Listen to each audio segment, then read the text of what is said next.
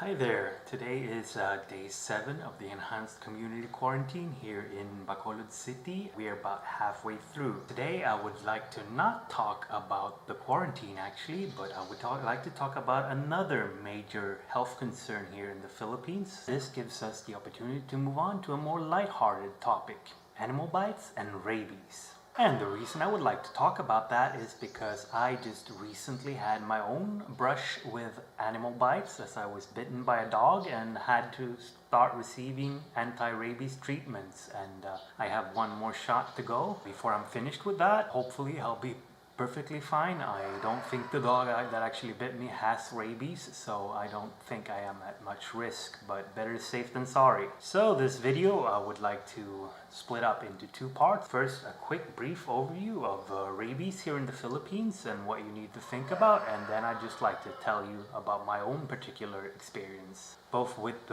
being bitten by an animal and with the treatment I received here in the Philippine healthcare systems. So I hope you stick around for the entire video, and if you find anything you like, please give this video a thumbs up and subscribe to the channel. It really helps me out, and it's completely free. So thank you. And before I talk about rabies, I think it is also very important, of course, that I make a quick disclaimer that I am not a medical doctor nor an expert in diseases. I am merely an expert Googler. So if you need medical advice, don't take my advice for anything. Just find out by yourself and ask a doctor. Okay, let's move on. Alright, so just a very quick, brief overview of rabies here in the Philippines. Now in North America and Europe, rabies is extremely rare, but here in the Philippines and in many parts of Asia and Africa, it is still an ongoing health problem. And the figures that I've found, and I'll link to some sources down below, is that every year about 200 people die from rabies here in the Philippines, and the Department of Health has a goal to eradicate the disease totally by vaccinating dogs and by treating animal bite patients with anti-rabies vaccine. But I've seen some different figures. There was a goal to totally eradicate it by 2020, and since we're filming in 2020, that obviously hasn't been the case. I saw some other figures that said 2022, and then I also found the Rappler article that said that Department of Health is now targeting to eradicate the disease totally by 2030. So we'll see what ends up actually happening. But what's particularly interesting about rabies is that since it is a disease that is entirely transmitted by close contact with infected animals, most commonly dogs, but also cats, bats, and any other mammal really, is that it is highly preventable if you just receive the right treatment and you take any sort of animal bite or even a small scratch seriously. I found one article that might be of interest with a Norwegian woman that actually caught rabies while here in the Philippines. She only picked up a stray puppy that she brought back to her resort, and she got some minor scratches from that puppy that she just washed out with alcohol and didn't seek any further treatment. And subsequently she developed the disease when she was back in Norway and died from it. So it's very important that you take any animal bite seriously and that you seek treatment.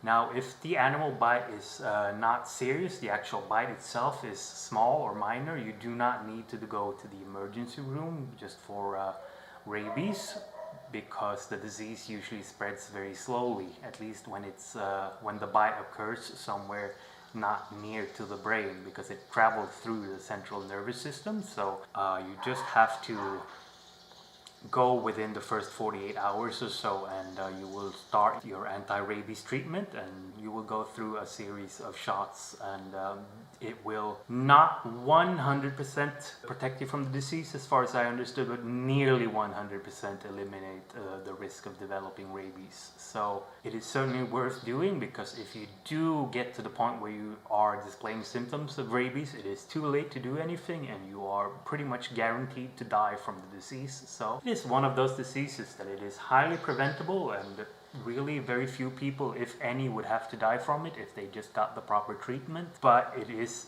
absolutely necessary that you make sure that you do get that treatment. So now it is time to talk about my own experience being bitten by a dog here in the Philippines. And so first, I'm very sad to disappoint you that the animal that actually bit me was nothing like that scary looking dog that I put in the thumbnail just to entice you to click on this video. I will put a stock image that I find of a dog that looks a little bit more like the one that actually bit me, and so you can get a frame of reference to the scary beast that mauled my right ankle. So what happened to me was basically I was just returning back home from buying some groceries. I had my arms full with plastic bags, as you do get a ton of them when you shop here, and I was just walking nearby our house, and there's some dogs there that frequently bark at me when I'm out walking, since we also have dogs that we walk in the neighborhood, and of course these dogs associate my smell with our dogs, I'm pretty sure, so they tend to bark and be a little aggressive. But previously, at least, they have never been, you know, close to biting me. So I was just walking, and one of our neighbor's dogs kind of ran behind me, yapping at me, and I just ignore it like I always do, and all of a sudden I just feel a bite on my right ankle and turn around and just get the dog off me. And when I look down at my ankle, sure enough, I'm bleeding. So I went home with my groceries and I immediately washed out the wound, and what ended up happening was I ended up going to the emergency room, transported by the barangay's own vehicle.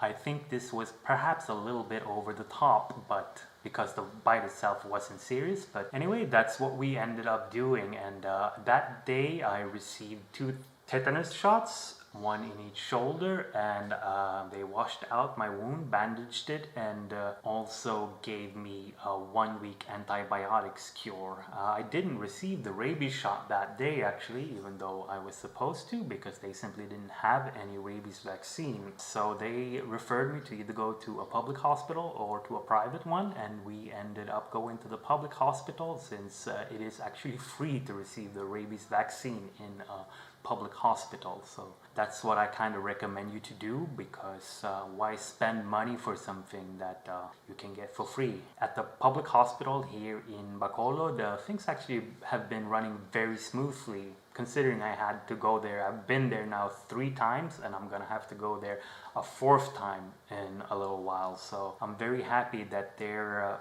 procedure for vaccinating when it comes to rabies and tetanus is actually very effective. First time you go there, you fill out a form, you do a consultation, and you get your first shot. After that, you get a card that basically puts all the dates of your follow-up shots, and when you come there the 2nd, 3rd, and 4th time, all you need to do is really show them the card when you enter, and they will just give you a number, and then you just wait for your turn. And once you get your turn, you just go in, you sign your name in a little guest book, and you get your shot. And you usually, once it's your turn, you're in and out of the clinic in a couple of minutes. Now, waiting time of course can vary, but I've so far haven't had to wait more than 45 minutes or so. So considering other experiences I've heard about the Philippine medical system, I really cannot complain. So that's my experience of the whole thing. As I said, the wound is fairly minor. I'm not too worried about it. And also, the dog in question is still healthy, still barking at me, although they don't let that little bastard out anymore. So hopefully my ankles will be safe from that one in the future, at least. That's all I really wanted to talk about when it comes to rabies. Of course, I will link all the articles and all the information that I quoted here in the description below. Hope you enjoyed my little story, and I'll see you soon. Please give this video a like if you enjoyed it, and don't forget to subscribe to the channel, and I'll see you soon.